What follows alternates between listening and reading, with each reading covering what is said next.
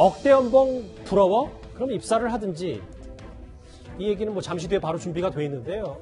최근 논란이 됐던 KBS의 수신료 인상 문제가 KBS의 억대 연봉 논란으로 불이 붙었습니다. 국민의힘 김웅 의원이 SNS를 통해서 KBS에서 보직이 없는 억대 연봉자가 이렇게 많다.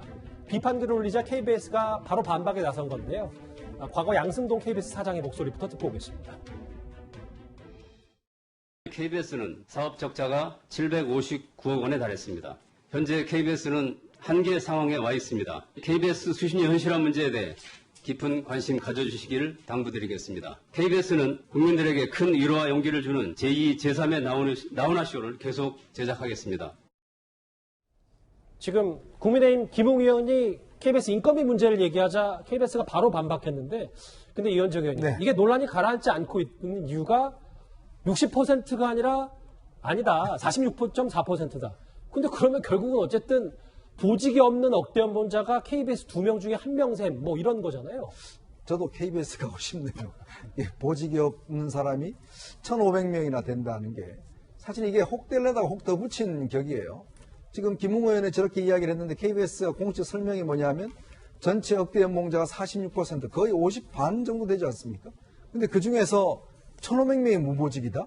물론 뭐 방송이라는 게 여러 가지 뭐 편집도 할 수 있고 할 수 있지만 무보직이라는 거는 글쎄요. 이게 아마 일반 국민들 보시기에 어떻게 이해해야 할지 모르겠습니다. 좀 전에 양승동 사장이 700 얼마 뭐 적자다고 이야기를 했는데 만약 이 억대 연봉자 1,500명을 지금 예를 들어서 뭐 뭔가 명예퇴직을 한다든지 뭔가 구조조정을 한다고 하면 저 적자 안 날 수 있잖아요. 그러니까 KBS가 지금 시청료를 올리려고 하고 있거든요. 이제 그런 상황에 이제 문제가 나왔는데 사실 그동안 많은 기업들이 구조조정하고 뭐 등등 했는데 거의 KBS만 거의 어떤 면에서 보면 구조조정하지 않는 그런 상황이 돼버렸어요. 근데 지금 와서 본인들은 뼈를 깎는 노력을 하지 않고 또 이제 시청료를 올려달라고 하니 바로 이런 것들이 오히려 국민들의 더 분노를 사고 있는 게 아닌가 싶습니다. 제가 아까 언급을 할 때 이 두 가지 팩트를 합쳐서 얘기했는데, 그러니까 전체 직원 가운데 억대 연봉자가 10명 중 6명이라고 하니까 아니다.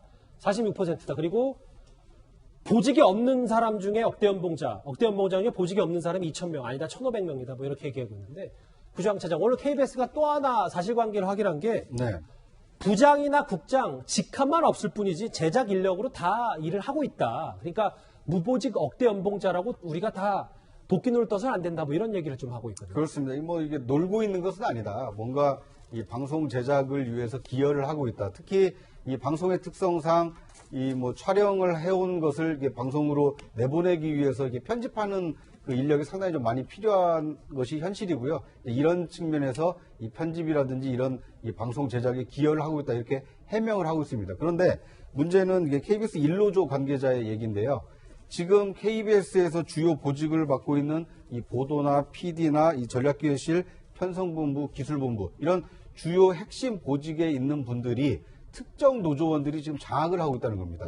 이 KBS는 하나의 회사지만 노조는 3개나 됩니다. 예. 그만큼 물론 이제 뭐 인원이 많기 때문에 이 성향이 달라서 노조가 많은 것으로 이해할 수도 있습니다만 지금 KBS 양승동 사장 체제에서는 그 민주노총 산하의 이노조 출신들이 대부분 주요 핵심 보직을 맡고 있기 때문에 어떤 방송의 편향성이 있는 거 아니냐 이런 비판을 받고 있고요. 이 비판은 외부에서의 비판뿐만 아니라 내부 노조원에서 내부의 다른 노조 1노조원이 2노조 중심으로 지금 이렇게 핵심 보직을 차지하고 있기 때문에 편향 방송이 있는 것이다. 이런 지적이 나오고 있는 것이 현실입니다. 그러니까 구정 차장, 그럼 좀 추가 질문을 드리면 네. 이것 또한 가능성이고 정확히 확인된 바는 아니지만 네.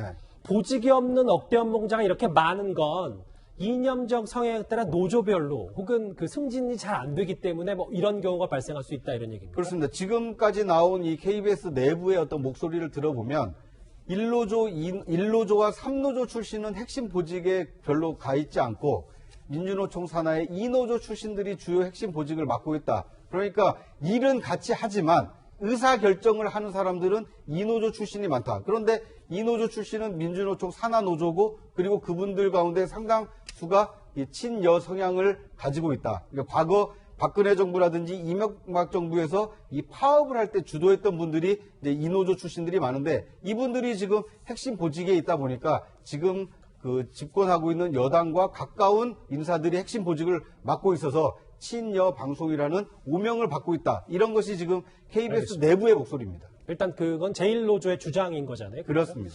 조상호 부대변인. 그런데 지금 집권 여당은 어떤 보관을 갖고 있는 겁니까? 그러니까 KBS 수신료 인상에 대해서는 긍정적인 겁니까? 부정적인 겁니까? 어떻게 좀 저희가 받아들이면 돼요? 너무 오랫동안 안 오른 건 맞아요. 그러니까 이제 이게 계속 안 오르게 되면 이제 내부로부터 광고 수입을 얻어야 된다는 압박이 올 수 있거든요. 그러면 이제 공영성 문제가 벌어지게 됩니다. 근데 지금 아까 말씀하신 대로 KBS는 크게 이제 세 개의 노조가 있는데 그걸 편의상 우리가 1노조, 2노조, 3노조라고 그럽니다. 근데 그 중에서 노조원이 가장 많은 게 2노조고요. 그다음에 이 노조가 이른바 제작부서, 그러니까 PD, 기자와 같이 실제 콘텐츠를 만드는 쪽 사람들이 많고요. 1노조 같은 경우는 이제 행정직이 좀 비중이 높은 편이고, 3노조는 이제 최근에 생긴 건데, 이제 과거 그 이명박 박근혜 정부 때 그 이른바 좀 좋은 보직에 있다가 현 정부 들어서 이제 어떻게 한직으로 좀 보내진 사람들이 중심이 돼서 만든 가장 소규모의 노조입니다. 그래서 지금 그 지적한 대로 원래부터 그 제작 부서가 이제 워낙 콘텐츠를 만드는 부서가 비중을 높이다 보니까 그쪽에 의사결정권자들은 많았고요. 과거의 정부에도. 근데 그리고 행정직 그런 쪽에서 이제 의사결정을 행사하는 건 어떻게 보면 콘텐츠를 만드는 방송국의 어떤 기본적인 그 속성하고 맞지 않기 때문에 그런 부분에서 이른바 무보직 억대 연봉자들이 생기는 거죠. 그리고 과거 지금 KBS 같은 경우는 필연적으로 이제 약간 공무원 비슷한 공사 조직이다 보니까 알겠습니다. 그런 인력 구조 조정이 잘 안 되는 측면이 있습니다. 그래서 앞으로는 이런 인력 구조 조정을 포함한 내부적인 어떤 노력들, 비용 절감 노력들도 좀 필요하겠고 그런 부분들을 잘 끌어나간다면 수신료 인상 문제와 관련해서 이제 여론의 좀 지지를 얻지 않을까 그렇게 생각하고 있습니다. 예. 장혜철 변호사님, 지금 사실 국민 세금이 많이 투입되는 공영방송 KBS이기 때문에 저희가 이런 공론화 자리도 분명히 있어야 될 텐데, 그런데 오늘 또 하나 문매를 맞은 게 일부 KBS 직원이라고 추정되는 익명 게시판에 우리 회사는 정년이 보장되면 평균 연봉 1억, 능력이 되고 기회되면 우리 사원님들아, 이것 때문에 또 KBS가 다시 한번 곤혹을 치르고 있다고요? 네, 그런데 이 익명 게시판 같은 경우는요, 사원증 인증해야만 글을 올릴 수 있기 때문에 KBS 구성원의 확률은 대단히 높아요. 물론 한 사람이 이런 글을 올렸다고 해서 KBS 직원 전체가 이런 생각을 하고 있는 것은 아니겠지만 어찌되었든 이 KBS 공영방송이 상당히 방만하게 운영되고 있는 것은 아닌가. 내부에서 이처럼 논란이 거센데도 불구하고 직원이 이런 글을 올릴 정도로 지금 규율이 해이해진 것은 아닌가 의심하게 만드는 증거인 분명합니다. 물론 KBS 자체적으로 이 글에 대해서 유감을 표하고 국민들에게 사과를 했습니다만, 그리고 이 글 작성자도 얼마 지나지 않아서 이 게시물을 지었다고 합니다만, 견제되지 않는 권력, 정치권에서도 위험하지만요.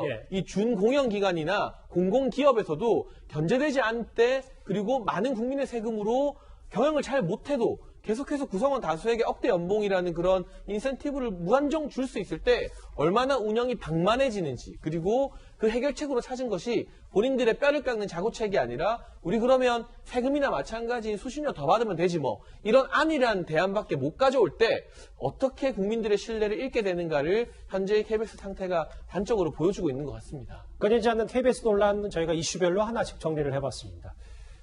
이 소식은 여기까지고요. 지금까지 들어온 여러분들의 목소리를 하나씩 만나볼 차례가 왔습니다. 첫 번째 댓글 볼까요?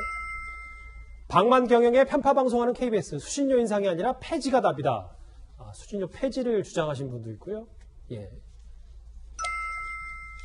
이적행위 운운하며 혹세무민하는 야당, 선동정치 말고는 할 줄 아는 게 없다. 북한 원전 지원 의혹을 제기한 야당을 좀 비판하셨습니다. 예.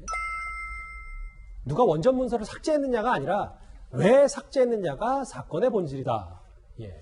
또 다른 의견도 볼까요? 박범계 장관님, 총장은 장관의 부하입니다. 아랫사람 처음부터 잘 다스려야 합니다. 라는 의견 주신 분도 있습니다. 마지막 댓글 볼까요? 법무부 장관과 차관이 법 해소한 사람인데 법이 똑바로 설 수 있을까요? 패스트트랙 혹은 폭행 사건에 연루됐다. 이 관련 말씀을 하시는 것 같은데요.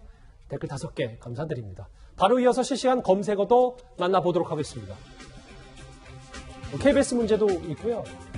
특히 이 부분, 지금 미얀마가 사실 총선 불복의 쿠데타 정국으로 돌아섰는데 특히 아웅산 수치 여사가 구금됐다는 소식까지 들어왔습니다.